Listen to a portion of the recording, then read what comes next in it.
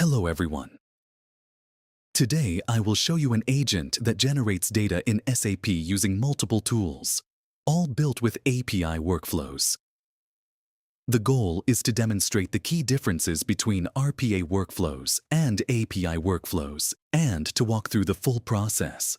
For this SAP data generation agent, I already have several versions, as well as earlier videos that show its reliability, more advanced scenarios, and the overall complexity of the solution. In this video, however, I want to focus specifically on performance. API workflows are a newer capability in UiPath, and they are extremely powerful. In this example, we will ask the agent to generate 3 sales orders with 12 items for location DE, which corresponds to Germany. We will also ask the agent to add the data to the queue. As we go through the demo, I will explain the changes I made. What was previously implemented with RPA workflows? What is now implemented with API workflows? And how the two approaches differ. But first, let's look at how quickly the agent can communicate with SAP and Orchestrator, send data to the queue, and complete the process end-to-end. Let's begin by checking SAP to see the latest orders, and then we will observe how the agent creates new orders based on its decisions, including escalation scenarios. While SAP refreshes, let's move to the agent and walk through the steps. It has already started. The first step is context grounding, where I provide the value DE so the agent can identify the corresponding ID for Germany from a file. Next is the business partner step, which extracts the list of business partners from SAP. With RPA workflows, this usually takes around 25 seconds or more. Here, it finishes in about 8 seconds, which clearly shows the speed advantage of API workflows. Then we move to get product. In the RPA approach, this step typically takes more than 20 seconds, while here, it completes in around 10 seconds. The agent is already creating the first sales order, again in roughly 12 seconds. So as you can see, execution is very fast. It is also deciding whether to place data into the queue, with that logic handled through the workflow. At this point, we reach the first escalation. In this process, there are 2 types of escalation, one based on the number of pieces and one based on the total amount. The first escalation is triggered when the sales order contains more than 100 pieces. Here, the total is 120 pieces, so I choose Reject. That means the system does not proceed with this sales order. Since I originally asked it to create 5 sales orders, rejecting this one means it continues with 4. In other words, the agent keeps running, but it skips this iteration. Now let's look at the next escalation. This one is again related to the number of pieces, but if I approve it, we may eventually reach the net amount escalation. Here, we have 135 pieces, and I will approve it. By doing that, we are likely to reach a value greater than $3,000. As you can see, the agent executes all of these steps very quickly. It creates the sales order, calls the LLM, and then saves the result to the queue. This order did not exceed $3,000. As you can see in the output, it contained 9 items. Now we have another escalation.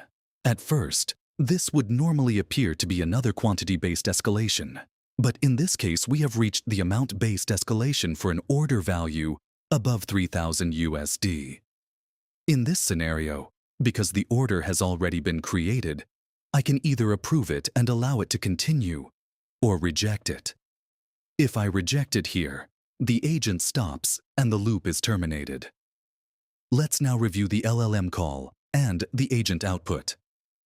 We can see the first, second, and third sales orders, along with a rejection on iteration 2.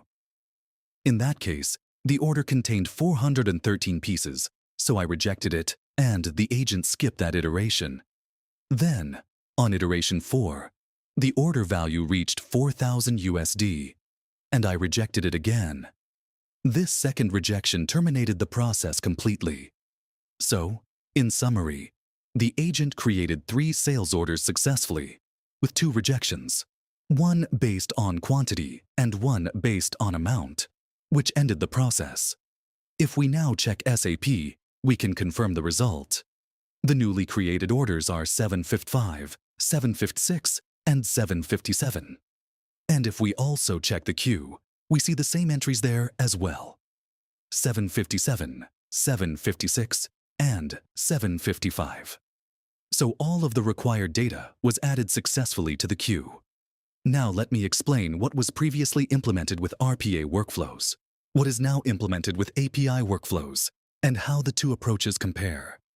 Let's look at the difference between an RPA workflow and an API workflow, starting with Get Products. In the RPA workflow, I first initialize a string to store the product list. Then I send the request to SAP and retrieve the product data, including the entity, plants, and product details. After that, I iterate through each entity, check the available plants, and keep only those that match the relevant sales organization. For example, 1700 for the US or 1300 for Germany. If the plant starts with CRV, which indicates a service plant, I exclude it. Otherwise, I add it to the list, and at the end I remove the final comma to format the output correctly. Now, let's see the same logic in the API workflow. Here, I use the same SAP connection and the same product and plant configuration, but the implementation is much simpler.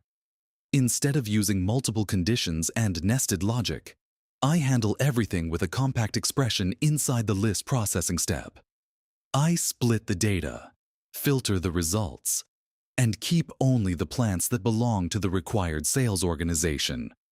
Then, from that filtered list, I remove the entries that start with CRV.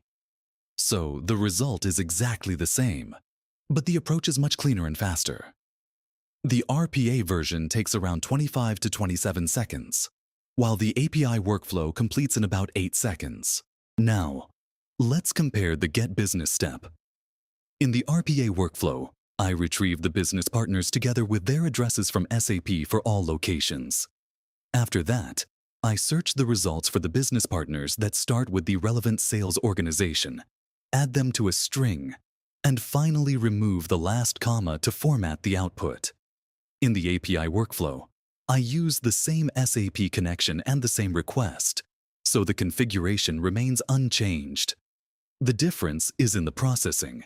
Instead of handling the data step by step, I work directly on the response and apply a filter to keep only the business partners that match the sales organization.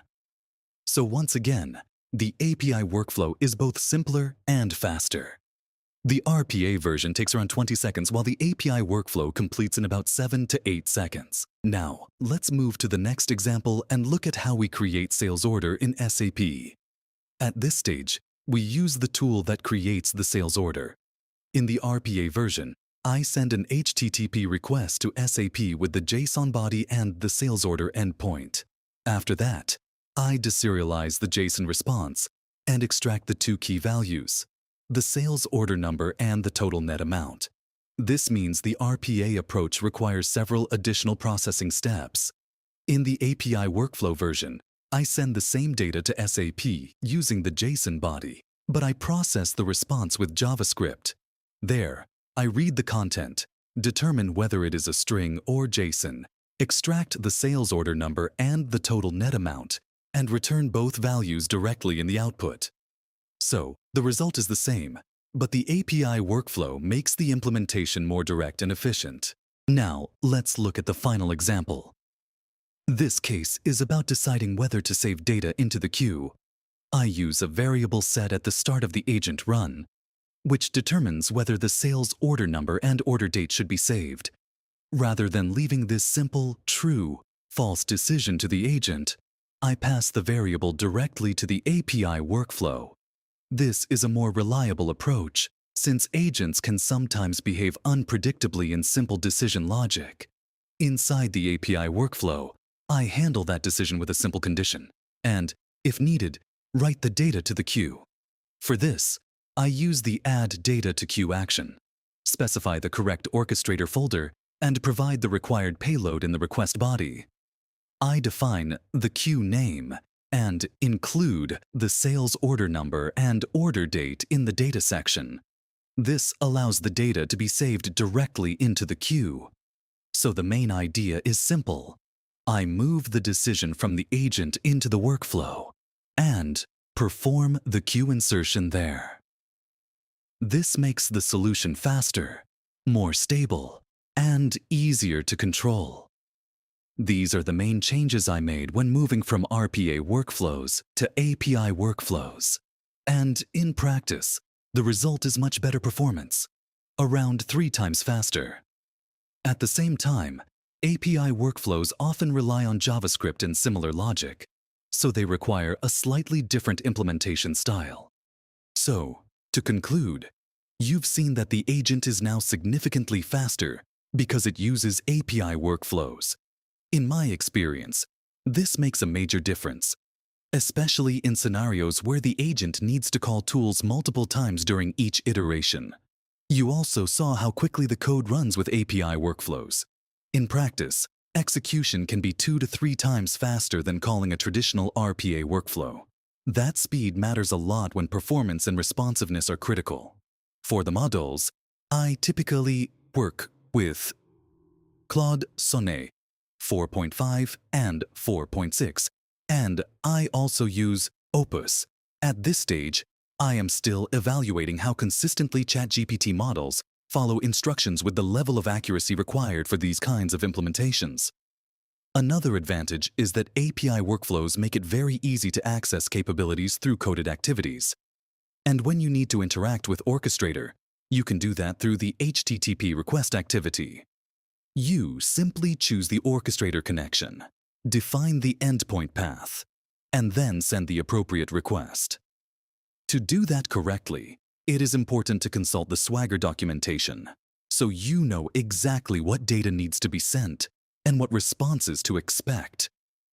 Overall, API workflows are a very strong option, especially for agents that rely heavily on integrations. In those situations, they are often the better choice. One more important point is stability. As I showed inside the workflow, I prefer to keep decision logic inside the workflow itself rather than leaving simple decisions, such as if-else logic, to the agent. Agents can sometimes behave unpredictably, so the more you define decisions explicitly in the API workflow, the faster, more reliable, and more controlled the solution becomes.